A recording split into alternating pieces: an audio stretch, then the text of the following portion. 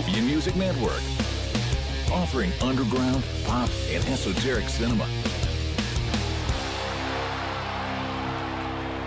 Discover more at movieandmusicnetwork.com. Dale, Kurt, and Nick decide to go into business together, but an untrustworthy investor causes problems for them. I make new enemies every day. It's called business. So they plot an ill-advised kidnapping scheme that goes horribly wrong in Horrible Bosses 2. Hi, I'm Sean. I'm here with Leah, and we're going to discuss the sequel, Horrible Bosses 2. We've just seen it. So, Leah, would you hire this film?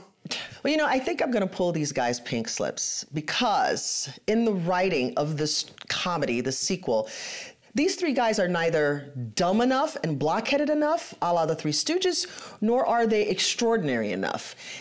And I think they're just kind of muddled, and there's not enough distinction between these characters, and so consequently, and nor are the circumstances funny enough either.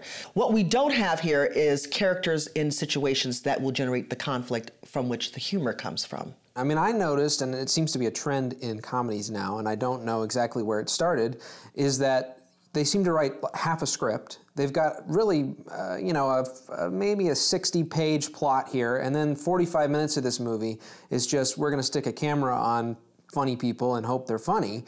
And it just seemed like 45 minutes of this movie was just people sort of sitting around talking about what they were going to do, riffing, trying to be funny. And I mean, with guys like Jason Bateman, Jason Sudeikis, and Charlie Day, sometimes it is. I mean, I have to admit, I laughed at some of this stuff because some of the off-the-cuff improvisational comedy where they're riffing on each other, it is funny at times, but I'm still sort of thinking this script is just spinning its wheels and it has nowhere to go. You still have to give us, even in the dumbest of comedies, you still have to give us characters. And I think that with some of our dumb comedies today, there's some pretty successful ones out there, right? I mean, I think back to The Hangover. You have 3 or 4 ordinary guys who are thrust into extraordinary circumstances. Well, here we have 3 ordinary guys who create a situation that's really kind of stupid. So it's their own device. And then once you do that, you lose the audience. Right, and inadvertently, I mean, they sort of start us down the path, but then it snowballs to the point where they're not even in control of it anymore. Right. And I mean, that's maybe part of the humor, but it's like the Chris Pine character kind of takes over and starts everything moving. Right. And it's sort of like, well, what would be funnier, I would think, would be if it was the 3 guys who don't know what they're doing really saying, we're going to fully commit to this. Exactly. And go along with it, instead of saying, we're terrible criminals, we're not actually going to do it. Oh, we wound up in this situation. Boom! Marker drop. Kidnapping. That's kidnapping. With one more P it is. That's kidnapping. You know what I'm talking about? I'm talking about kidnapping.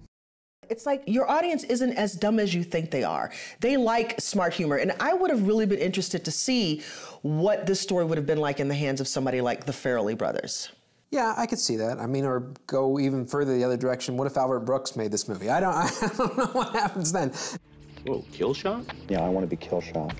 Then you are Kill Shot, dude. I love it. That's a pretty sweet name there, Nick. Ooh, easy, easy. We don't want to use real names if we're using code names, Dale. Well, don't say my name either, Kurt. Well, mine was an accident. Yours was clearly on purpose there. I don't think yours was an accident. What are you talking about? You know, why are we on the walkie-talkies? We're in the same room. Come on.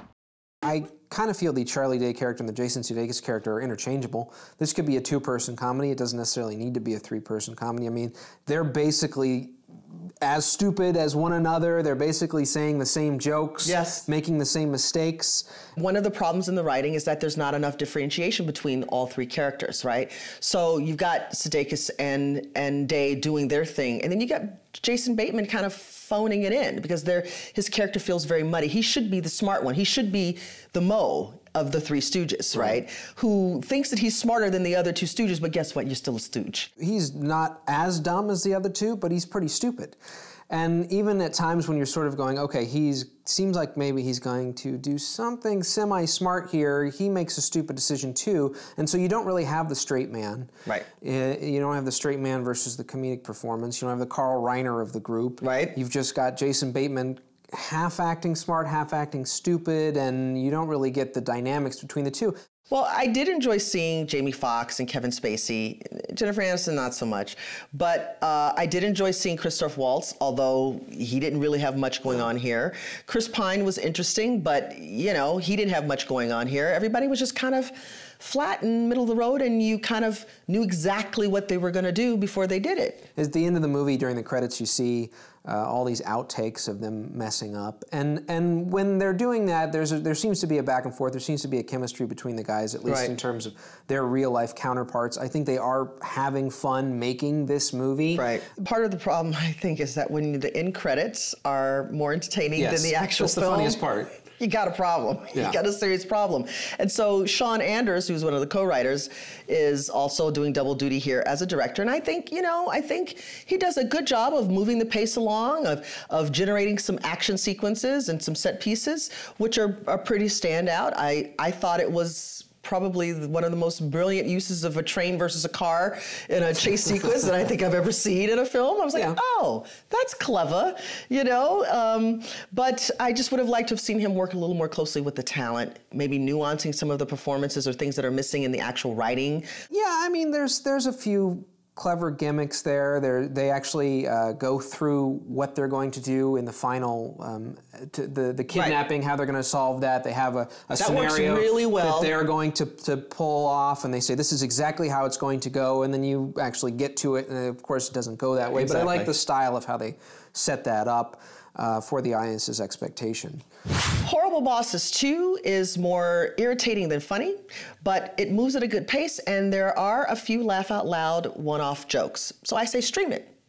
Despite a few funny moments, I would say you should take your hard-earned dollars and invest them elsewhere. So I say skip it. Well, that's one half ticket for Horrible Bosses 2, which is a stream it. Cheers. Cheers. To Bruce Springsteen. The real boss. He's the boss. So I think their unemployment bennies have run out.